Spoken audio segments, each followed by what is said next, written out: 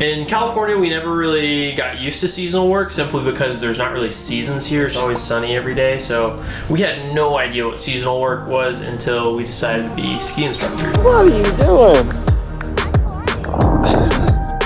Welcome back to GX Nina. Here we love to travel all the time, but there are two major roadblocks to traveling. One being it's expensive, and two being how the heck do you get the time off? We've found seasonal work to be a great solution to those things for us. This week we're going to give all of our secrets and everything we've learned about seasonal work for anyone else who might want to give it a try. Alright, so starting off, what is seasonal work altogether? Seasonal work is basically what it sounds like. Wow. There's 4 seasons: spring, summer, fall, and winter.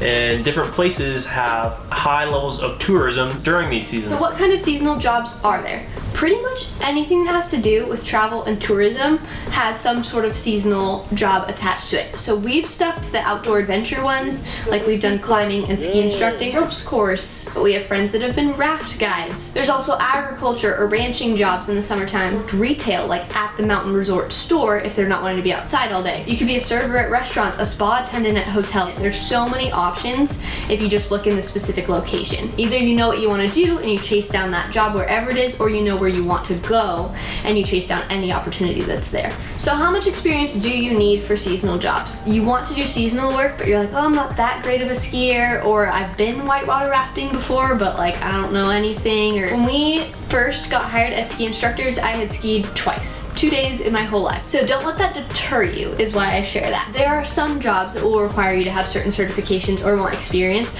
but you'd be surprised by how many you don't need the experience. So at least reach out, at least apply, at least interview. So what's the pay like? As always, it depends on the location and your experience. The location can be more of a local spot. Really small, not very well known. Our base wage was just minimum wage, which was $13 an hour at the time. And then there was a teaching wage when we were actually teaching students that bumped us up to $19 an hour. But we're not teaching 8 hours a day. We'd maybe teach on a busy Saturday 6 hours a day. And then because it was a smaller local mountain, tips would be maybe a $20 bill a day. So when we were working at China Peak versus a world-class destination like Jackson Hole in Wyoming, people come from Europe, they come from New Zealand, Australia, they come from all over the world to this location. The clientele is generally going to be a little bit more high-end. A day ticket alone costs $200, plus a lesson is $300, so people that are coming here are spending a lot of money. So our base pay there ended up to be more like $18, and then our teaching wage would be something like $36 an hour. And then tipping there was much more common. And so just the location and the clientele that's coming in really matters for how much you're going to get paid. The next factor is your experience. With seniority, you're going to start to earn more. You're going to refine your clientele. So I know some people at Jackson that will not ski with someone if they don't tip at least $200 every time they go with them. Something that's very unique about seasonal work is the hours aren't very predictable. Even though you might be full-time, that doesn't always mean 40 hours a week. Some weeks, like the rush periods over Christmas for ski, you're gonna work 25 days straight, 8 hours a day. No breaks. And other times, it's gonna be mid-February and the resort is dead and you're maybe gonna work 6 hours that week. So it totally varies. A lot of people that like to guarantee a certain amount of work will pick up a second nightly job and wait tables or something like that just to make up for some of the extra. You have to be okay having a little bit of that flexibility, because ultimately, if it's raining outside and people don't wanna come climbing that day, they usually don't pay you to guide if you're not actually guiding. The hardest thing about working seasonal jobs is finding housing, because you're not going to sign a year lease for a place that you're only going to be living in for 5 months out of the year. Either you'll be dual seasonal and you'll try and work 2 seasons and just pay for housing throughout the year, or you're going to have to find some more unconventional housing, whether that's living in a van like what we did, or living in employee housings, or other jobs will offer employee housing because they're aware of the situation. So they have a higher turnover rate because they know people are going to be coming in and out with the seasons. Most places do offer it, but it's super limited. You have to be one of the first ones to apply. You have to tell them right away that you want the housing. On the flip side of that, if you already have housing, that will help you a ton for most jobs. They'll be like, oh, you have housing? You got the job. Regardless of what the job is, because what happens for these companies is they hire on way way more people than they actually expect to get, because a lot of them get the job and then don't take it because they can't find housing. Living in the van doing seasonal work, we were not alone. Unconventional housing is kind of the name of the game. How do you find seasonal jobs? How do you even find out what all the options are? I'm gonna put a bunch of website links in the description, just of ones that you can look at and be inspired by those. You can find jobs through there, but also find companies like that. If you're like, hey, maybe I'd want to work at a ski resort, and you'll find way more jobs in ski instructing. Think outside the box. There's gonna be so much. Think of different hotels, different resorts that you like that. Hey, I wanna be a snorkeling tour guide in the Florida Keys. Look up snorkeling tours in the Florida Keys and send an email to whoever owns the business. You'd be surprised by how many of those businesses are looking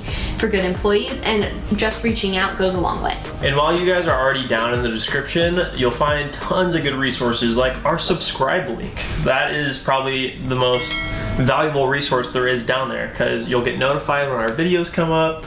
You can like our videos if you get the chance while you're down there. We appreciate all the support. Something else when you're thinking about applying for seasonal jobs is don't expect to get any days off throughout the season. Because you are only being hired on for a 4 to 5 month period, they do not like it if you say, oh, but I need Christmas off, or but I have a family vacation for an entire week this summer. So that is a downside to seasonal work. If you have a specific wedding date you have to go to, or being home for the holidays like Christmas and Thanksgiving on the actual day are really important, this might not be the move. So how does all this tie into travel? Well, some people use seasonal work as their excuse to go and travel. That was our intention with going to Jackson Hole. We were like, oh, we really want to go in the area. It's got awesome national parks like Grand Teton, Yellowstone. Let's just work there so we can really immerse ourselves into the culture and have plenty of time to do everything that we want to do, rather than trying to squeeze it into a small travel window. Or other people will work seasonal work, grind out the season so that they have enough money to travel in the off seasons, and people will go on unemployment or things like that while they're traveling, or they'll pick up a remote job and use that to help bring in income while they're traveling in the off season. And we now travel in the shoulder seasons, and that's our main time to travel, so we want to give you the pros and cons of that. So the pros of traveling in the shoulder season is it's usually way cheaper. There's also way less crowds because of that, but with less crowds comes less things that are open.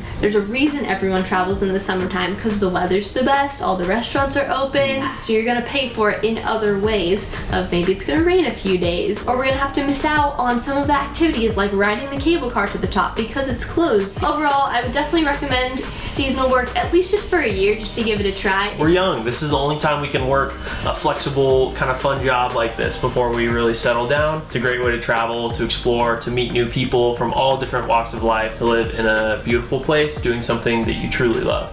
If you have any other questions about seasonal work, go ahead and leave it down in the comments, or if you do seasonal work or have another place or resource where to find other jobs, feel free to put that down there as well. So thanks again for watching, and we'll see you guys next time. Hopefully recording.